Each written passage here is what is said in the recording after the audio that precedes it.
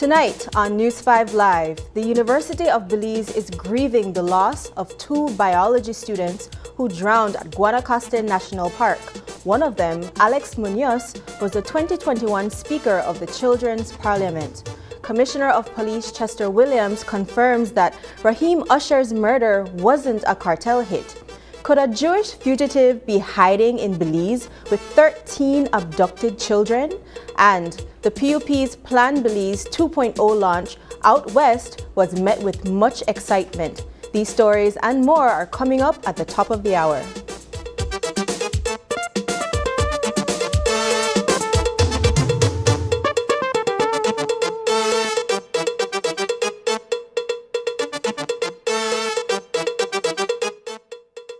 Watch The Truth of God with Pastor Gino Jennings of the First Church of Our Lord Jesus Christ every Sunday morning at 8 a.m. exclusively on Channel 5 Belize. The Truth of God with Pastor Gino Jennings every Sunday at 8 a.m. on Channel 5 Belize. At St. Catherine Academy, we're not just teaching history and science, we're preparing our young women for the future. Going cashless with DigiWallet isn't only about convenience, it's about safety and building a tech-savvy generation. St. Catherine Academy and DigiWallet are leading the way, showing that a secure and cashless campus is possible and beneficial to all. You should try DigiWallet yourself today and see what you've been missing.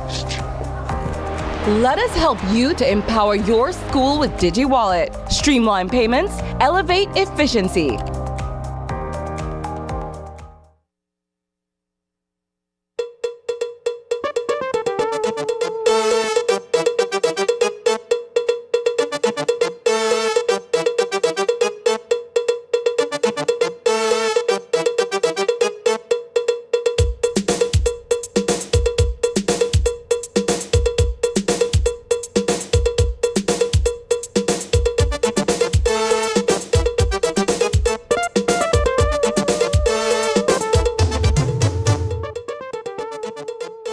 Good evening. Welcome to News 5 Live for Friday, February 28th. I'm Jamie Rock.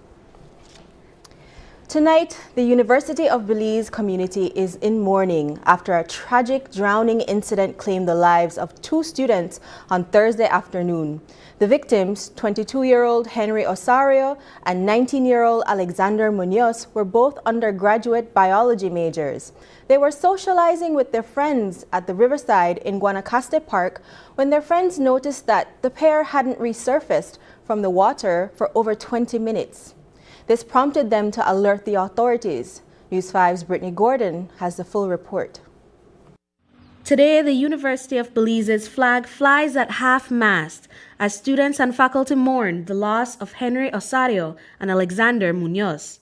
These promising biology majors were on track to graduate with their bachelor degrees, but their lives were tragically cut short in a drowning incident at Guanacaste Park. Staff reported that Osario, Munoz, and two female friends arrived around 2 p.m., but sadly, they were found dead less than 3 hours later. Commissioner of Police Chester Williams has more on this unfortunate incident. Upon arrival, they met two female in a frantic state. Those female told the police that their two male counterparts had gone under the water and had not resurfaced. Based on that, the police conducted some searches in the area, and the two male individuals were found and taken from the water. But by then, it was too late. They had they were already without life. Based on that, they were taken to the hospital and they were pronounced dead on arrival. The information we gathered so far is that the four of them were socializing, two male and two female, and one of the male persons went into the water to take a swim, and he began to drift away, and then the other one went to rescue him, and he also drifted away, and then they both submerged and did not resurface. The Guanacaste Park swimming area is a favorite spot for both tourists and locals, with an entry fee of just $1. Police reported that the group had been drinking alcohol, which is allowed in the area. Zoe Sutherland, a friend and classmate of Alex Munoz, fondly remembers the happy times they shared at the riverside. We skipped camp and he's like, let me show you the river. And this was like 5 because we had a very late chem class. So we left and we stopped by the store. We got some snacks, and he showed me a river like by over there, and we just sat and we just talked and we laughed. And then he's like, okay, let's study chem. And I was like, what? And he's like, yeah, you thought I took you out of chem? No. So he went over the whole topic and everything, and he's like, I brought you here so I can teach you. And that's one thing I will always miss, is his enthusiasm and his okayness to do anything, especially for me. He always helped with anything. If I needed him there, he would be there. And he was the main reason that I passed chemistry in my second semester. Dr. Martin Cuellar, Dean of Student Affairs at the University of Belize, shared that the entire school is heartbroken by the news. To help students cope with their grief, the university organized a grief circle where they shared fond memories of Osorio and Munoz and spoke with mental health professionals. It's always a tragedy when any family loses a member, especially a young, promising individual. And here we are at UB dealing with the terrible news that we have 2 of our students who have passed over the past 24 hours. So as you can imagine, classmates are in tears, faculty members are breaking down. The university is in the full stages of grief. And then it is our job, obviously, as colleagues, as brothers and sisters of each other, to take care of each other as best we can. And so we're doing everything possible to try to take care of each other. We have a grief circle that is just wrapping up right now for close friends, classmates in particular, of Henry and Alex. And then we have a memorial scheduled or being organized for next week. Longtime friends of Henry Osorio attended the vigil, sharing that his death hits especially hard because they grew up with him. Yasmina Franco fondly remembers that there wasn't a day when Henry wasn't smiling or making someone else laugh. One time we were playing an online game, right? And she had a really bad internet connection, right? And we were all on a voice call together. And the game, in summary, if someone dies on your team, everyone restarts. And so she kept dying, and we were all in voice chat, and we were just screaming at her. I was laughing so hard. We all were laughing so hard. He just kept out spitting jokes, and I was like, I was in tears from laughing.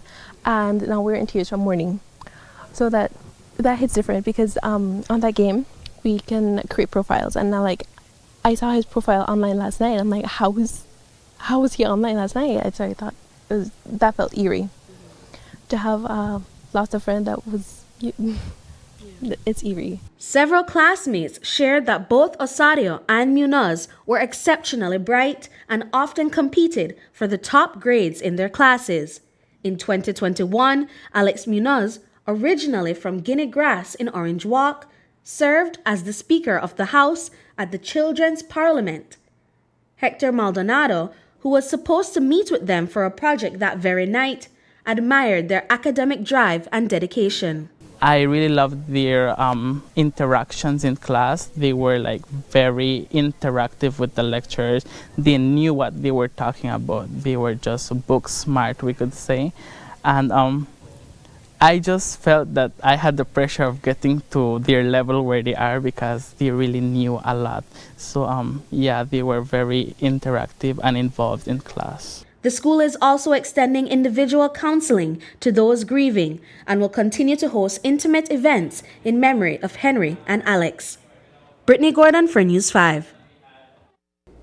On Thursday night, we reported that the body of 29-year-old Rashim Usher from Libertad Village, who had been missing for over a month, was found in San Antonio Village. His body wasn't badly decomposed, suggesting that he was held captive for a long time before being shot twice in the head. Usher was found handcuffed, wrapped in a sheet, and covered in plastic. The sheet had a handwritten threat aimed at those bringing down planes with drugs, with 6 names listed. Today, Commissioner of Police Chester Williams stated that he doesn't believe Usher's murder was carried out by Mexican cartels.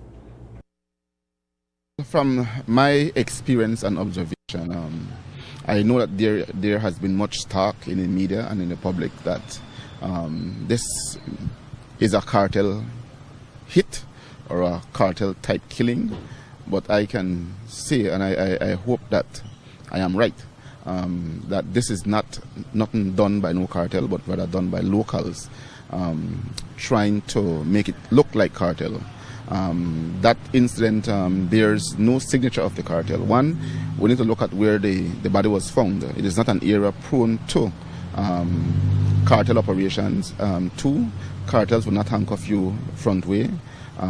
Three, if we look again at the note written in English, cartel will not write any note in English. And even the manner in which the body was found. There are several things that I could outline that makes me believe that it has nothing to do with cartel, but rather by locals operating in the northern districts who are trying to make it seem as if it was done by the cartels. But what about locals working with cartels? Yes, that is a possibility. That the persons who we believe are behind this killing do have cartel connections. So we're looking at that as well. But again, having cartel connections and cartel doing something is two different things.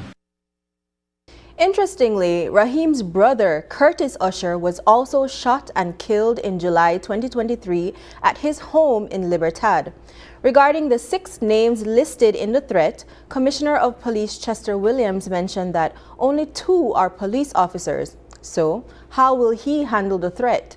Paul Williams says it's time to shake things up in the Northern Formation once again. Only 2 police officers' names are on that note, and the other persons are civilians. And again, I will echo what I normally echo to police officers. If you decide to lie in bed with dogs, you're going to catch their fleas.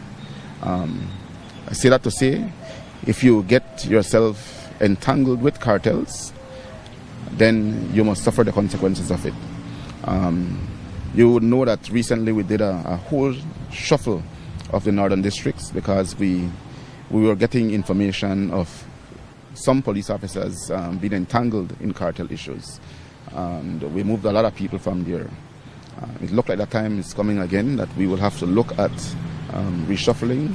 As much as I'm not going to say that we'll provide protection to those officers who get themselves entangled, I don't think that it is going to serve in the best interest and the department's best interest to keep them in Corozal. And of the 2 officers whose names were mentioned, only 1 works in Corozal. The other 1 works in the Cayo district. But again, we have to look to see what we can do to get some people out of the northern districts. So you believe there is credence to what is written on that note about landing planes?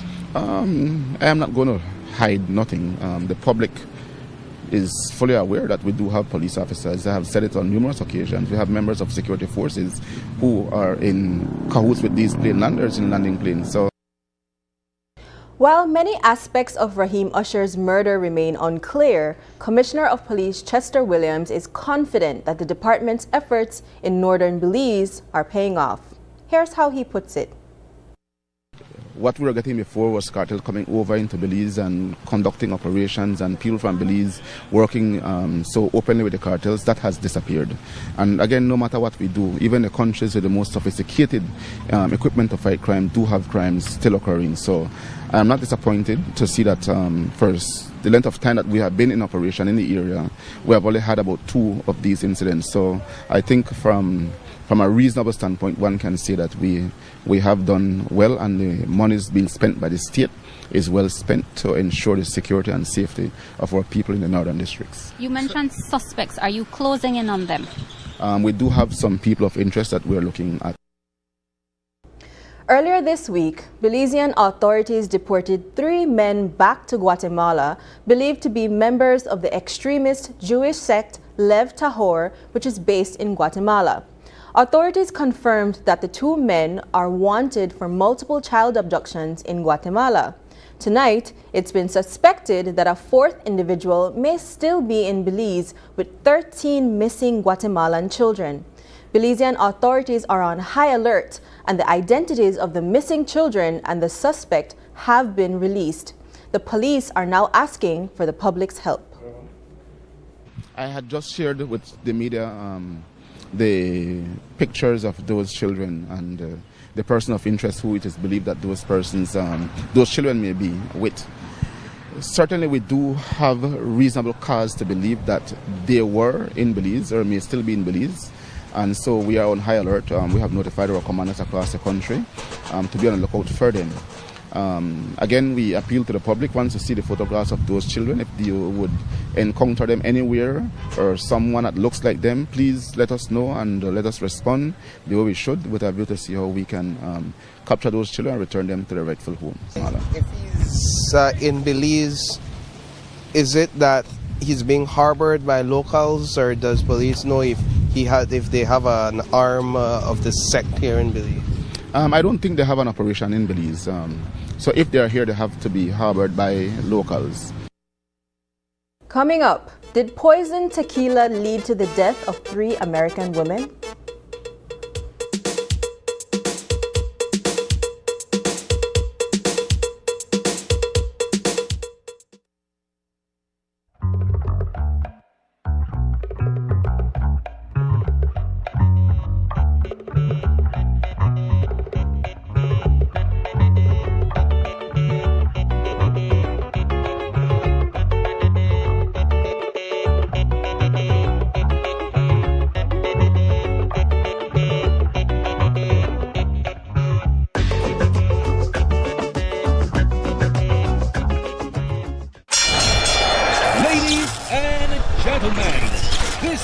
You've been waiting for. In this corner, we have the masters of limitless power and unbeatable connection. Pioneers of 4G LTE in Belize. It's the undefeated champion, Smart. And in the other corner, struggling to keep up, it's the other guy. Fight!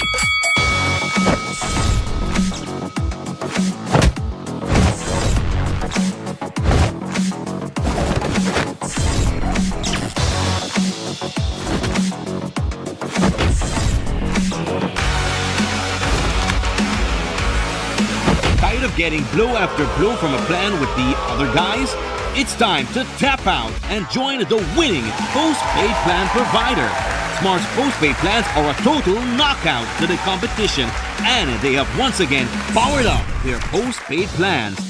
Sign up for one of Smart's boosted postpaid power plans today and experience the victory of superior service. Smart, bringing people together.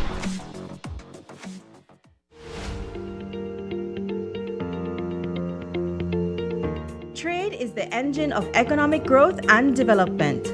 Trade rebounded to pre-pandemic levels by 2022, driven by increased market penetration of sugar, corn, lobster, and conch. The ministry worked to operationalize the trade agreement with Taiwan, including to be ready for the resumption of the export of shrimp, ensure that Belize benefited from expanded market access to Mexico, including for cattle, completed negotiations of a trade agreement with El Salvador, leveraged a claim through the Caribbean Court of Justice, resulting in significant increase in Belize's brown sugar sales within CARICOM, sought to re-engage Guatemala towards the expansion of the partial scope agreement, and undertook projects to streamline trade procedures and improve customs efficiency. The ministry continues to work to ensure that Belize is well positioned to take advantage of trade opportunities and to maximize the rules of trade.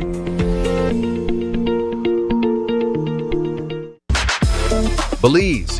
The countdown to Decision 2025 is on, and the voices that matter are speaking up. What are the biggest issues? Who are the key players? And what does it all mean for you? Join April Martinez, Demi Williams, and Harold Young as they break down the issues, the candidates, and the real impact of this election. Tune in to Power and the People, where your voice matters. Tuesdays and Thursdays at 7:30 p.m. only on Channel 5.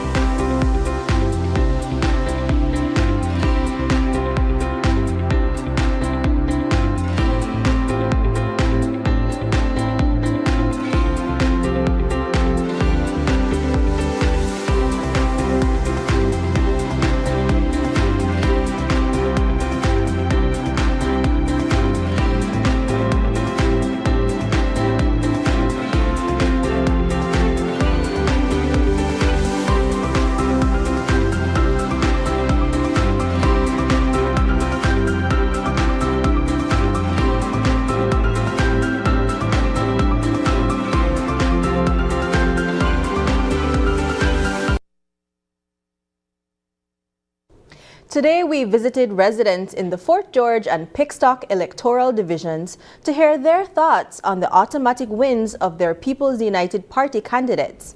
It turns out that both Henry Charles Usher and Anthony Mahler are very popular in their areas.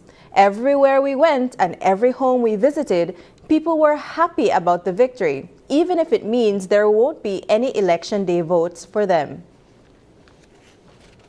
Right now, I think you're talking to the wrong guy. Yeah. Because Mr. Mahler is my boss. Okay. And I think it's great for the community. What has he done for you, your family, or your community? Oh, a lot. He does a lot. Yeah. You know, Mr. Mahler is good for Pickstock community. You know, he done a lot. Well, I know Mahler done, so I know he may win. I've never voted 54 years of my life. What I do, I vote on canvas, and I don't feel like I think that's the more effective way. But it's listen, it's no news me Anthony Mahler at odds with him disrespecting my work. And at the end of the day, you know, people get me twisted, because the reality, Anthony Mahler is to me the best tourist minister ever graced this country. That's fact. I don't really feel no way now, because end of the day, Mahler may win anyway. So is that your view, that he would have defeated Mr. Samuels? Yes, that's my view. Mahler got wrong a lot. What make you think that the reason why Mahler have wrong a lot? He definitely does a lot for his constituency. So much respect to him, and that's why I know wrong that blue.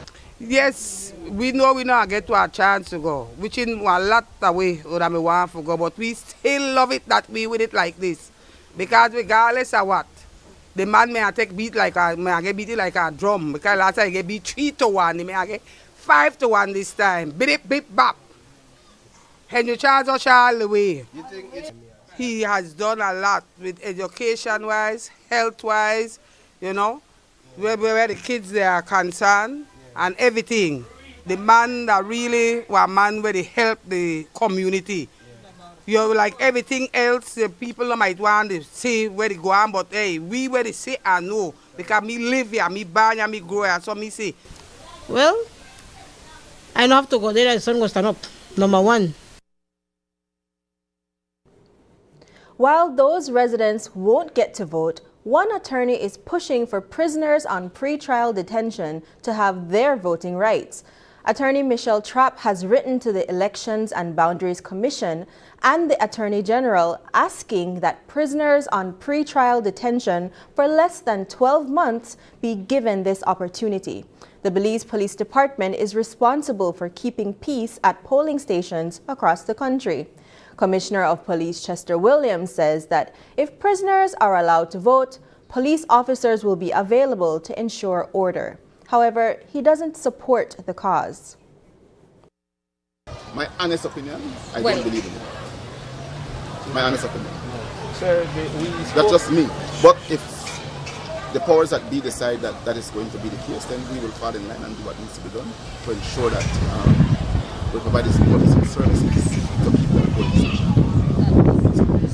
When it comes to the issue of the conducting of elections, that is the duty of the Election and Boundaries Commission. We are not the ones who decide where polling station goes. Once the Election and Boundaries Commission say that we want a polling station here, or we want to put one here, then the police must fall in line in making sure that we police that polling station. Last week, we reported that a magistrate in Punta Gorda was physically attacked by a suspect while on the bench. This incident has sparked serious security concerns. Tonight, Attorney General Anthony Sylvester is pledging to implement stronger security measures. A couple meetings last week with respect to with the current chief magistrate, the chief magistrate who's to assume the position, and as well with the magistrate in Punta Gorda who regretted and unfortunately had to go through that very traumatic experience. And so there are a number of issues which we identified and which we certainly moving forward will be addressing. So one of the things that coming out of that we pointed out, virtual hearing could actually be a very effective mechanism to mitigate and to deal with this. So it's not every defendant who needs to actually come to court physically. So you may have a defendant who is at the prison. So An adjournment could be taken in that respect. Similarly, a trial if the person so agrees, but we discuss a number of different ways in which we could address and mitigate and minimize incidents such as that. As you will appreciate, that is regrettably, it's unfortunate. That particular, there were a number of police officers in the court at the time, so I'm not quite sure what additionally could have been done, but I straight away say that it is regrettable, it's unfortunate, and I commiserated with the magistrate for that. Today, when asked if he could spare officers for the magistrate court, the Commissioner of Police suggested hiring security guards to assist the police. Williams explained that the department's resources are already stretched thin and the lower court isn't a high priority as the high court. We do have a number of police officers working at the magistrate court. We don't provide security for the magistrate court as we do for the high court. It's a very tough one because the truth is we're really constrained with police officers. Everybody wants police. And we only have so much, and we do have some areas of concern where we must maintain our presence. Mr. Romero, I don't know how he's doing it right now, but he must be good at playing chess because he has to be moving people around to be able to meet the policing demand. We cannot wait for the next recruit squad to come out so that we will be able to complement some areas. And we have the police station in Trial Farm that is already completed construction. We have to find police to man that police station.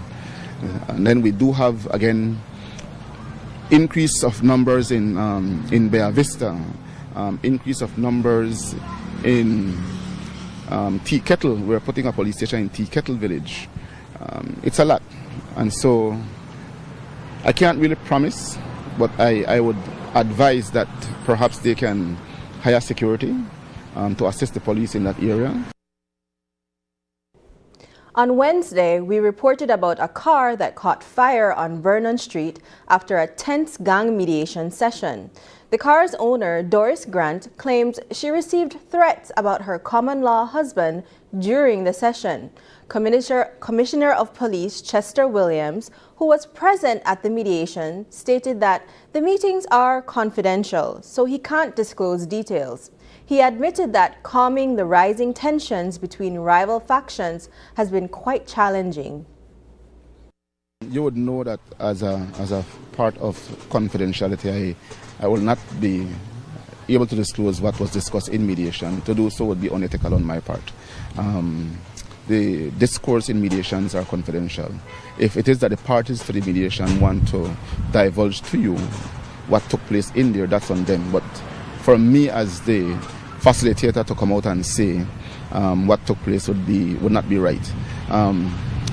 You would know though that in every mediation where tensions are high, even if you take a divorce mediation, a land mediation where tensions are high, there are going to be choice words in those mediations.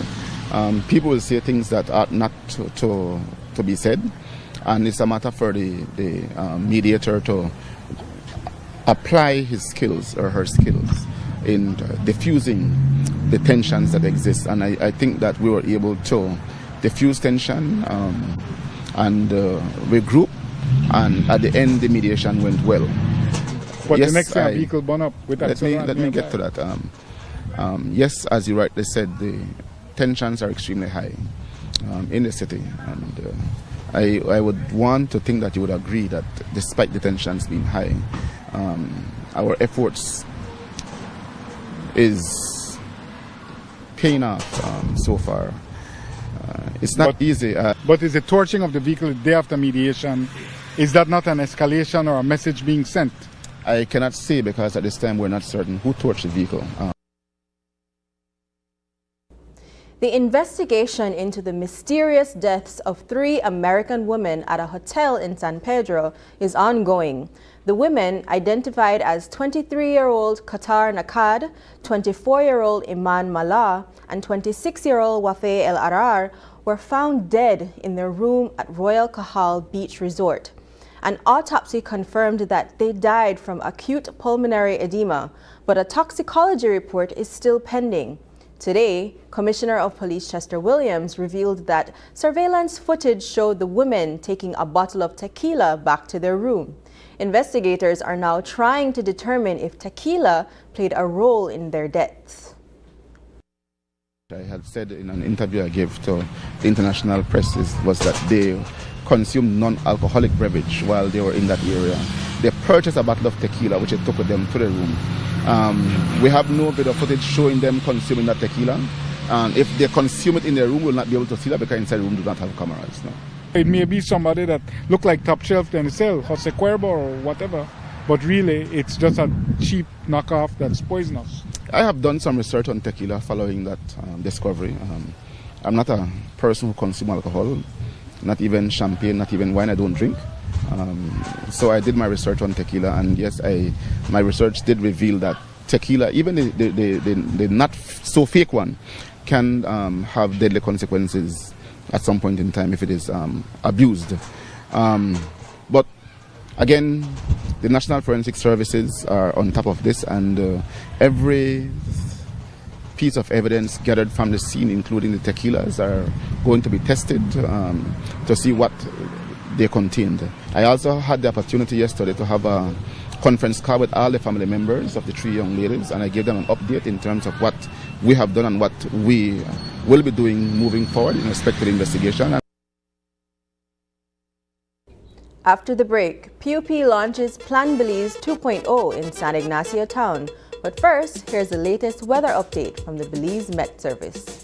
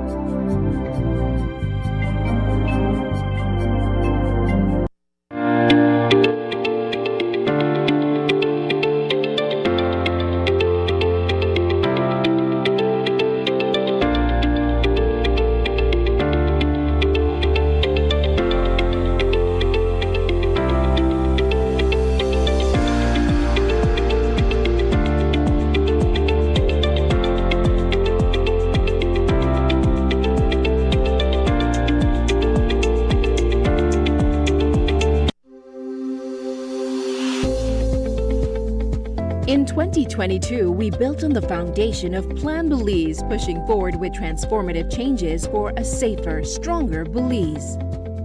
The Visiting Justices program was revived after more than a decade, ensuring prisoner welfare while reinforcing dignity and the possibility of rehabilitation. This initiative, led by our ministry, is reshaping Belize's correctional system with compassion and oversight. System creates a live stream of feedback to stakeholders and provides further outlets to safeguard a prisoner's dignity. It is more important than ever that in penal corrections, jails, holding cells, and prisons, that we strengthen the policies and systems that maintain the connection to each inmate's self-respect and human dignity.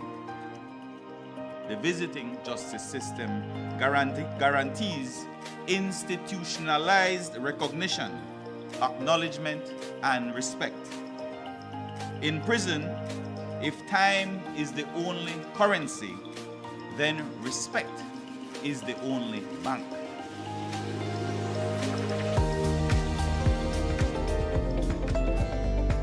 Through the Rural Safety and Security Tour, we're bringing government directly to the people. With sessions in every district, we've partnered with communities to identify challenges and implement real solutions. Together, we're bridging the urban-rural divide and ensuring safety for all Belizeans. To strengthen our justice system, we delivered state-of-the-art forensic tools to the National Forensic Science Service. From rapid chemical identification to advanced evidence storage, these investments are revolutionizing how justice is served in Belize. With the Belize Integral Security Program, we're laying the groundwork for a new forensic lab, a fully functioning morgue, and upgraded transport for investigations. This is not just investment, it's innovation. In 2022, we showed what a hardworking government can achieve. From rural safety to cutting-edge forensics, we are building a nation where everyone feels secure and valued. Under Plan Belize, we're not just dreaming of a better tomorrow, we're making it happen today. A safer Belize begins with us. Let's keep building together. This is my first time here. Hopefully it's my last. My dear friends, here we are, all in our true colors.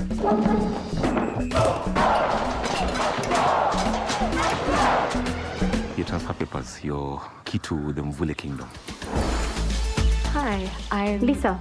I know. Here are your clippers. Clippers. Who's in? We are perfect. We run this place. So let's act like it. Solomon, the head prefect, quick. Is my collar straight? We'll be out of Mvule High before you can pronounce the word scholarship. We have a mystery to solve. The only way we can make a difference is if we stick together. When I'm head prefect, each and every student will have a voice. You need to show that news quick in Mvule. I hate this school! Freedom to grow.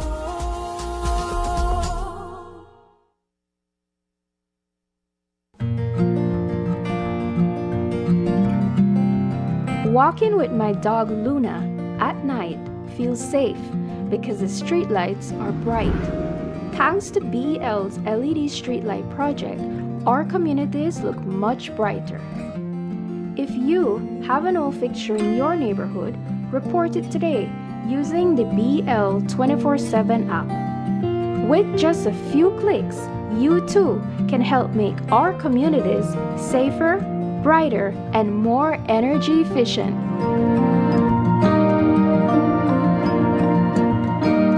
Bringing you a brighter tomorrow. With just 13 days left before the 2025 general election, the People's United Party launched its Plan Belize 2.0 manifesto on Thursday night. The event took place in San Ignacio, a strategic choice as the party aims to improve its performance in the upcoming municipal election there. Plan Belize 2.0 builds on the original Plan Belize, promising starter homes, more road construction, another minimum wage increase, and the continued rollout of national health insurance. News 5's Paul Lopez gives us an in-depth look at the manifesto launch. Here's his report. On Thursday night, the People's United Party unveiled its Plan Belize 2.0 manifesto in the lively town of San Ignacio. This new manifesto builds on the solid groundwork laid by the original Plan Belize, promising to continue the progress and bring even more positive changes. You know, we haven't been perfect. We won't dare tell anyone that we have. But from where we started and where we are now, we've come a long way. The great George Orwell once wrote that poverty annihilates the future. I dare say that we are annihilating poverty and lighting up the future. Party leader John Briceño announced several key undertakings that the PUP intends to fulfill once elected for a second term. 13 days from now, the Belizean people will get a chance to decide who will govern this nation for the next 5 years. March 12th is a moment to be cherished. On election day, we will engage in free and fair elections to decide on those 31 people who best represent the interests of all Belizeans.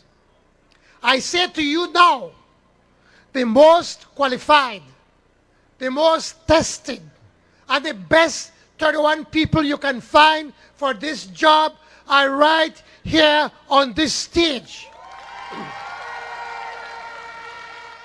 Among the PUP's biggest promises are raising the minimum wage from $5 to $6, constructing 500 homes with a $10 million budget, and passing laws to make GST-free weekends a permanent event twice a year. I am pleased to announce that right here in San Ignacio, effective next school year, Sacred Heart College will be the next school to enjoy free education from first form to fourth form.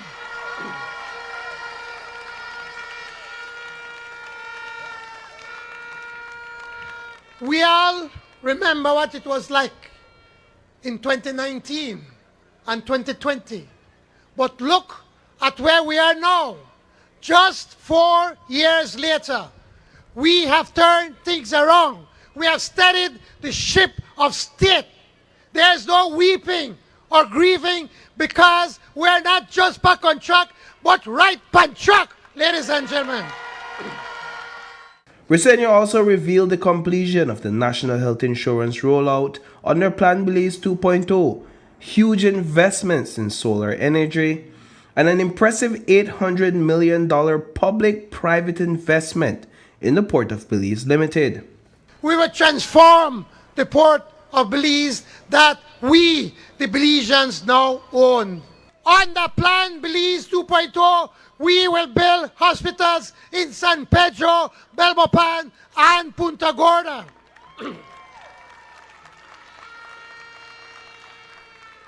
And we will defend our territory, and we will win at the ICJ.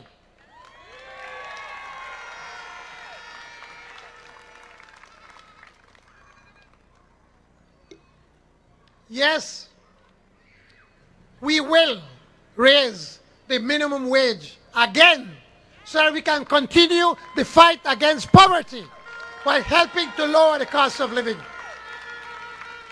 And I know the ladies are going to love this. We will pass laws to make GST weekends permanent for Christmas and for back to school. Choosing San Ignacio for the Plan Belize 2.0 manifesto launch was no accident. It's the only town that voted for a United Democratic Party majority in March 2023 municipal elections. The PUP aims to change that on March 12th. On Thursday night, all the PUP candidates from the West had a chance to speak directly to their voters. Briceño made it clear what he expects from them. Are you ready, Cayo? Are you ready for the sweep? We want 6. How much? How much? How much? That's right, 6. And most important, ladies and gentlemen, we have you, the soldiers of the revolution. Together, we are the PUP. And just as we delivered on Plan Belize, we are going to deliver on Plan Belize 2.0. Reporting for News 5, I am Paul Lopez. Regarding housing, the Plan Belize manifesto promised that the PUP government would build at least 10,000 low-income homes during this term. Today, we asked the PM about the project's progress. He explained that the government has helped many households, including single mothers, to get their own homes. He assured that this plan will continue if the PUP is re-elected. Plan Belize is not a 5-year document, it's a 10, 15, 20-year document. Secondly, when we said that we want to see that 10,000 homes are being built, it does not necessarily mean that it's only the government is going to build it. We work with the private sector. So the private sector have had several thousands of homes. So when you compare what the government has done, we are probably not close to the 10,000, but we have built thousands of homes have been built in Belize. What are we doing? As always, as a government of social justice or a party that believes and practices social justice, we need to go to the marginalized. We need to go to those that need the most help. And who are those single mothers that are struggling to be able to have a home for their children are struggling to pay the rent. So we came up with this innovative idea, building these starter homes. They come for about $20,000 for the cost. They pay no interest. They pay $100 a month. And then we look at we provide them with the plans. So at time when they save money, they could put another room. They could go, these buildings will be expanded to include at least 2 more rooms, 3 bedrooms. So this is what we do when it comes to the housing. Recently, ads have been promoting Starlink's internet in Belize for as low as $29 a month. But what does this mean for local internet providers? The PM reassures that local businesses shouldn't worry because Starlink will only be available in the most remote areas of Belize. We have to protect Belize first. And when you look at Starlink, you're dealing with the wealthiest man in the world. And so you can come here and give it away and drive everybody out of business and then increase the prices.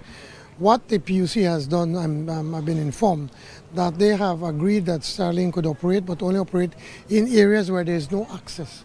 There are certain areas where there is no access for internet, and we want to make it accessible to everybody. So that's what the position of the PUC. The Hague Group, formed on January 21, 2025, is a coalition of nations dedicated to upholding the rulings of the International Court of Justice and the International Criminal Court regarding the Israeli-Palestinian conflict. However, Belize wasn't listed as a member online, so the media asked about Belize's current stance. The response was clear: Belize continues to support Palestine. I think we need to take a look at Belize's stand when it comes to Palestine. We have gone beyond the call of duty, standing up for what is right. That when we decided that we want to put on pause the diplomatic relations with Israel, we were hoping that then members in CARICOM and the Central America would have joined us. Nobody did. We went and joined the South Africa case, and again hoping that others would join us, and nobody has done. As a small country, we also, whilst our principles never change, our principles never waver, we also have to take a realistic look at what is happening around us. We continue to support Palestine, we will fight for Palestine, and so that is our position at this time. When we return, Belize Police Department hosts its first ever drumline competition. Belize is our home, a land of promise and opportunity. At Belize Government Lotteries Limited, we're not just about luck, we're about making a difference. Through our partnership with the National Health Insurance, your support allows us to strengthen healthcare systems, bringing quality medical services to communities across Belize. We're empowering our youth by funding programs in sports, because every child deserves a chance to shine. When you participate in Belize Government Lotteries, you're not just playing, you're investing in the future of our nation. Together, we're building healthier, happier, and stronger communities. For we fun, for we profits, for we Belido.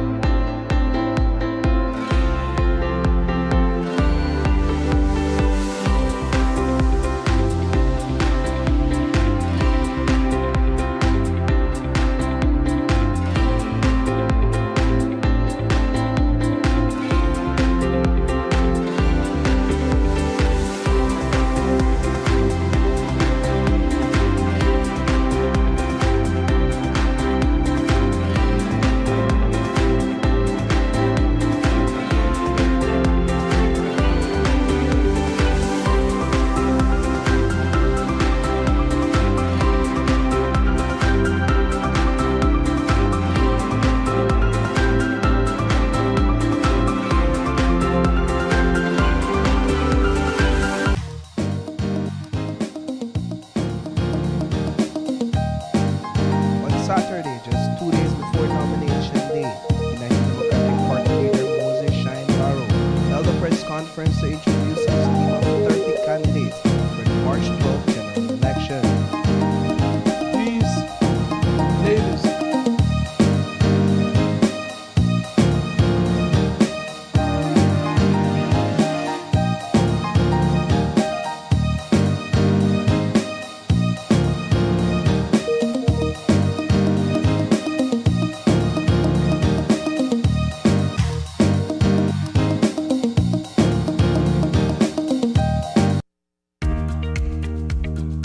how to access your contribution history on the My Social Security portal. First, go to your browser and type ssbportal.org.bz. Enter your email and password, then click Log In. Once logged in, you'll see your full portal account on the screen. On the left-hand side, you'll notice a drop-down menu for added features. Click on History. Choose Contributions. Read the disclaimer, then click Continue. You'll now see a full window displaying your contribution history. In the table, each row represents a different year. For example, let's look at the year 2024. Click on the row and a detailed breakdown will appear. This breakdown includes your employer's name, your earnings for each month and week, contribution type, the amounts paid, and that's how you can explore the new contribution feature on the My Social Security portal. It's quick, easy, and keeps your Social Security information right at your fingertips. Create your account today. Ladies and gentlemen, this is what you've been waiting for. In this corner, we have the masters of limitless power and unbeatable connections. Pioneers of 4G LTE in Belize. It's the undefeated champion, Smart. And in the other corner, struggling to keep up, it's the other guy. Fight!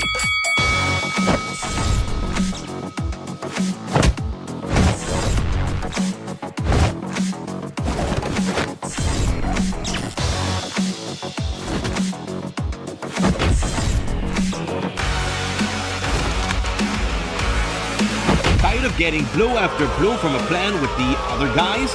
It's time to tap out and join the winning postpaid plan provider. Smart's postpaid plans are a total knockout to the competition, and they have once again powered up their postpaid plans. Sign up for one of Smart's boosted postpaid power plans today and experience the victory of superior service. Smart, bringing people together. This morning, a new book was unveiled that offers a fresh perspective on the history of the Yucatech Mayas of northern Belize. Inspired by the life and activism of Jesus Ken, the book presents an alternative narrative to the traditional history. Author Ricardo Mogale's book, Ken, sheds light on different versions of historical events involving the Yucatech Mayas. Much of the change the Mayas experienced, especially regarding their land, was driven by the efforts of Jesus Ken, who is now 92 years old. News 5's Marian Ali was at the launch and filed this report. Today, the book Ken hit the bookshelves in Belize.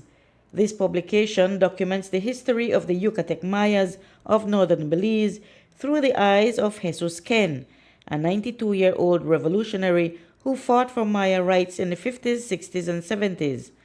Author Ricardo Mogale says the book offers a different take on Yucatech Maya history in Belize. To the Yucatech Maya, Jesus Ken is seen as a hero, Mogale noted. Jesus Ken was a son of a Maya general in the Maya Liberation War.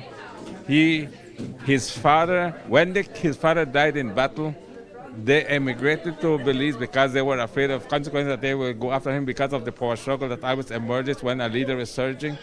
And Jesus grew up listening to the stories, to the music, and all that. And then the abuelitos used to tell him about the struggles. And then he started being a Maya organizer for the cane cutters that work for Plantation Limited.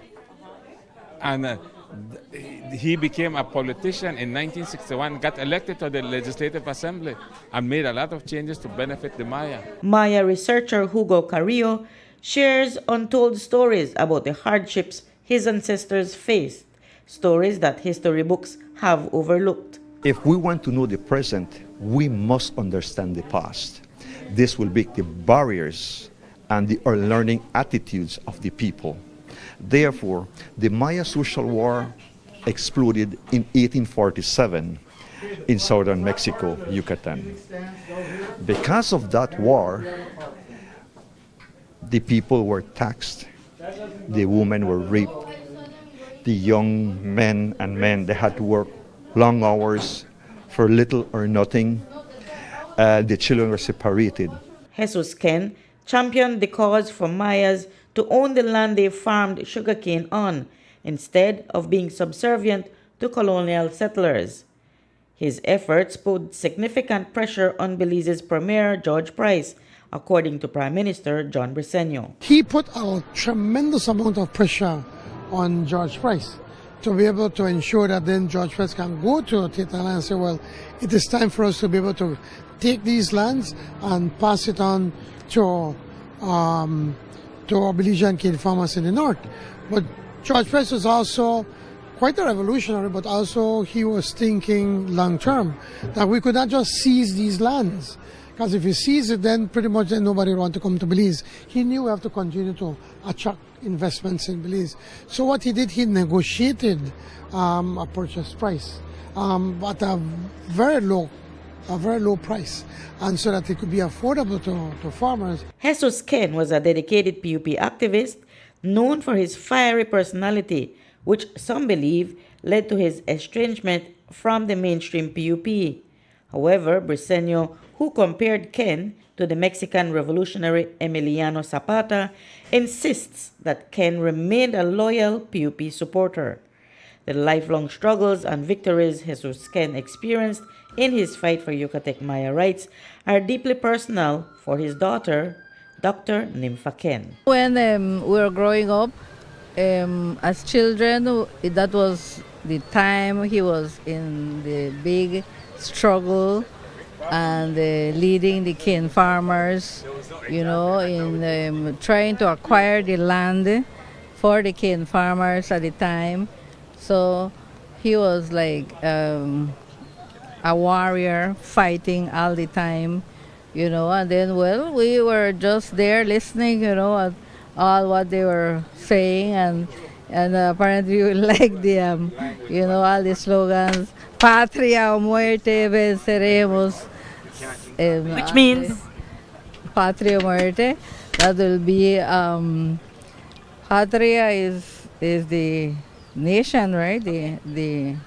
Your country, or death. Reporting for News 5, I'm Marian Ali. Belize is making strides to reduce its reliance on fossil fuels. This week, the CARICOM Development Fund and the Caribbean Community Climate Change Center signed a memorandum of agreement to support Belize's efforts in cutting down fossil fuel use and greenhouse gas emissions. The Ministry of Economic Development is also backing this initiative. News 5's Brittany Gordon has more details on this exciting development. The Caribbean region is one of the most vulnerable areas to the impacts of climate change. The Caribbean Community Climate Change Center, 5Cs, is the only CARICOM institution specifically designed to tackle these effects. Despite its crucial role, 5Cs was the first non-subvention entity in the community, meaning it doesn't receive funding from CARICOM. This makes the collaboration between the 5Cs and the Caribbean Development Fund, CDF, essential in the fight against climate change. Together, they are working to protect our region and build a more sustainable future. The 5Cs as an institution, the successes we've had really is because of our ability to forge these strategic partnerships with member states and governments, with international partners and governments, and regional institutions. And you see CDF here. Again, these are all mandated institutions of CARICOM. They have different roles, they have different responsibilities, and the 5Cs is here from a climate change space to help them to execute their mandate, but to incorporate the climate change.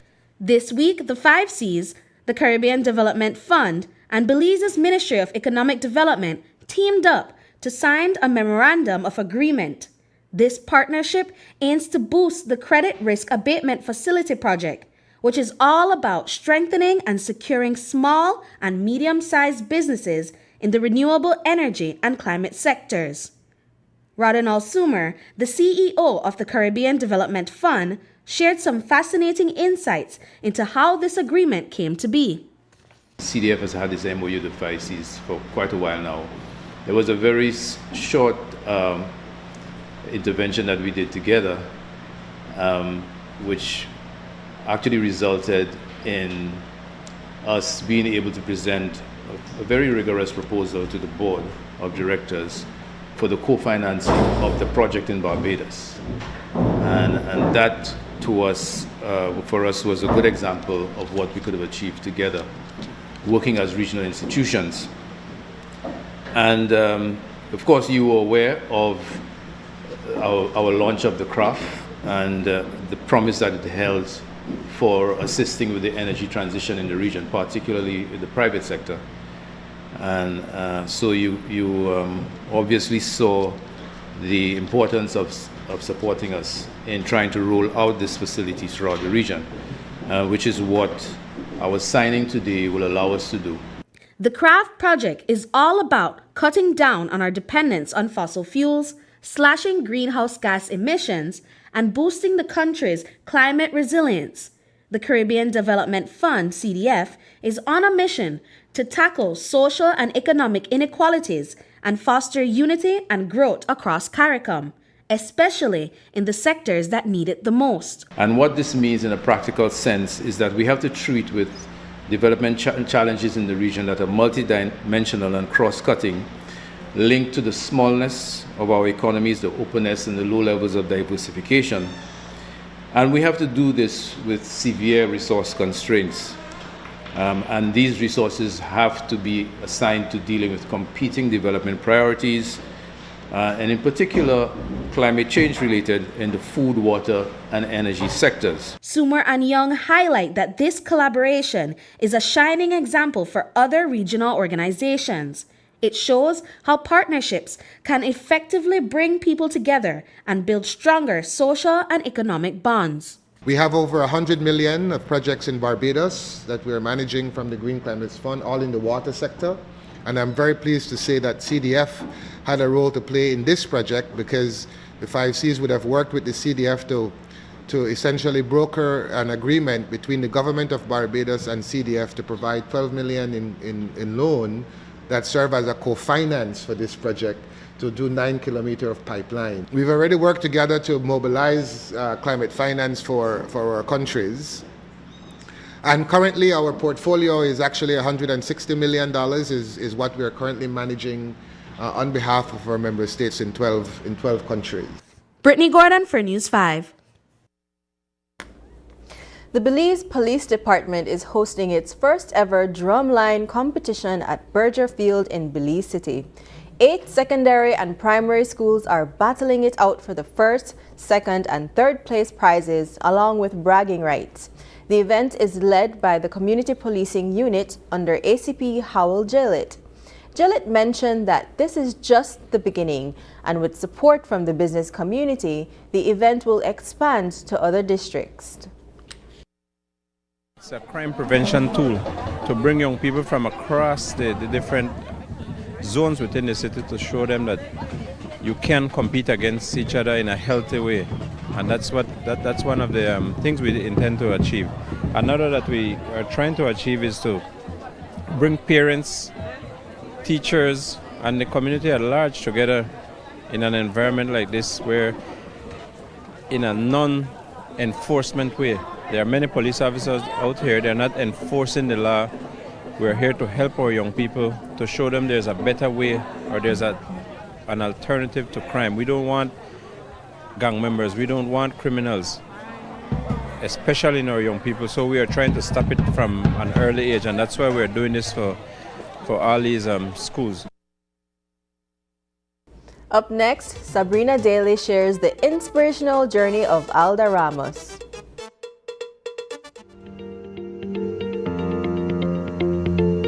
A just, final, and peaceful resolution of Guatemala's claim to Belizean territory is the highest priority of our foreign policy. The ministry has completed the submission of Belize's written pleadings in the case of Guatemala's claim at the ICJ and applied to the court for resolution of Honduras's claim over the Zapadilla Keys area. The day when all claims to Belize's territory will be finally and peacefully resolved will soon be within sight. The ministry continuously works to reduce tensions, secure our land and maritime borders, and deter any incursions by Guatemalan armed forces.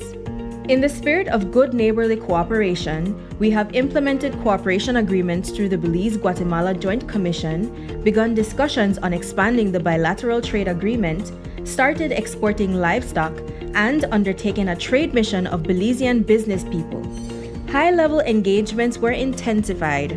The bilateral relationship with Guatemala has been re-energized and is on a path towards consolidating cooperation, trade, and investment between the two countries.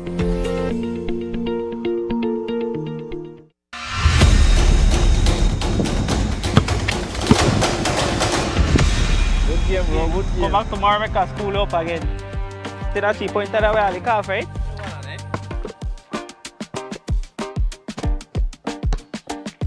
Hola. Boy, you alright? Something wrong, yeah? Something have to wrong because you're well distracted. No, man, at the top of the street light. The one there around my areas, nice and pretty. Watch how this one look dull and orange. Because this one, the HPS. So if you see any other old fixture, report it to BL, and BL will change it to the bright LED one. Then you see one where you talk about, just like that. But how you do that? The thing easy. Make I show you something. All you need for do, that go in your BL app and click the option where say street light fault, enter your location, put in the 7-digit number from the pole, press report, and left the rest to BL. Just like that? Just like that. Have an old fixture? Report it today using our BEL 24/7 app, bringing you a brighter tomorrow. It's time to wake up, move, and feel amazing. Get your heart pumping and your energy flowing with Morning Boost, a fun and dynamic workout show to kickstart your day.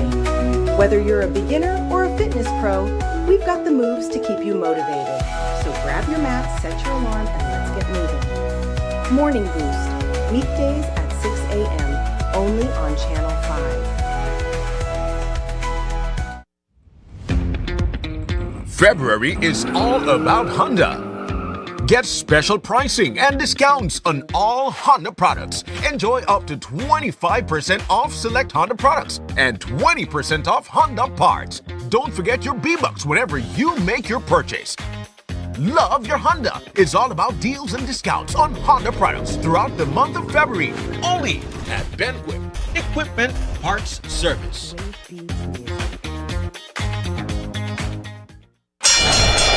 Ladies and gentlemen, this is what you've been waiting for. In this corner, we have the masters of limitless power and unbeatable connections. Pioneers of 4G LTE in Belize. It's the undefeated champion, Smart. And in the other corner, struggling to keep up, it's the other guy. Fight!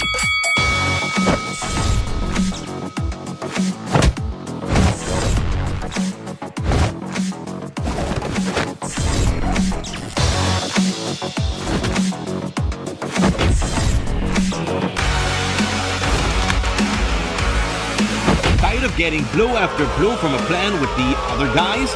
It's time to tap out and join the winning postpaid plan provider. Smart's postpaid plans are a total knockout to the competition, and they have once again powered up their postpaid plans. Sign up for one of Smart's boosted postpaid power plans today and experience the victory of superior service. Smart, bringing people together.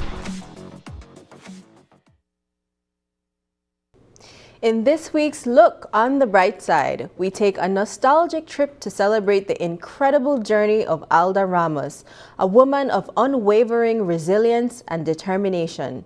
Years ago, Alda began her career as a caretaker at the University of Belize, where she diligently maintained the campus for 19 years while quietly dreaming of higher education.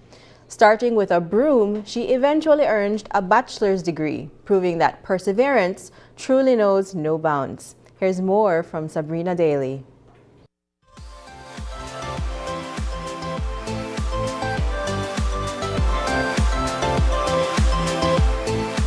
What inspires me a lot is whenever graduation day, I see people writing up on their clothes, their uniform, and I wanted that feeling. It's like, man, every time student may pass, I want to have that same feeling that they have. At the age of 46, Alda Ramos is a dedicated counselor at the Family Violence Unit of the Belize Police Department. She is fulfilling her lifelong passion and dream job. It's been 4 years since she took on this new role. Before then, she was a janitor at the University of Belize. I was responsible for that office there, this office here, the classroom to the front. There are 3 classrooms to the front. I was responsible. Between 5 and 6, I try to be there as early as possible, right? So when I reach, I have the responsibility to take care of sometimes 6 or 7 classrooms, and I have 2 large offices to deal with. I also had responsibility as an overseas supervisor as well. So after that, I need to go and check what the other employees, how their work looks, so that I could have reported to my supervisor. Alda made the decision to go back to high school at the age of 33. She enrolled at St. John's College Extension with the help of a Good Samaritan and graduated high school at the age of 36. That's where her transition from janitorial work began. I was a high school dropout. I dropped out of school at the age of 16 in 3rd form. I got pregnant and I was scared. I didn't know what to do. But during my time at UB, I wanted to go back to school. I believe the feeling was there, right? I was so excited, I was so happy, and I didn't want to stop. And she didn't. Ramos took full advantage of an opportunity to further her education. Fermin Oliveira, a distinguished lecturer at the University of Belize, emerged as an influential figure in Ramos's journey. As a past colleague, Oliveira eased into mentorship and lectured to Ramos after she shared her ambition to pursue an associate's degree in social work, all while working as a janitor. It was, I think, a little worse than she had anticipated. Many days she was here, very emotional. People helped her with work. Now, we needed to be very mindful, being her lecturer and what we could, but we rallied around her. It wasn't unfair questions that she had, and being here, she consulted with us very frequently on a number of things. Many of those feelings stemmed from Ramos juggling her financial burden and workload, along with the responsibilities of being a single parent. Her eldest daughter revealed that on occasions, they even accompanied her to work. I am the eldest child and I had to watch her go through it, dealing with us, trying to prepare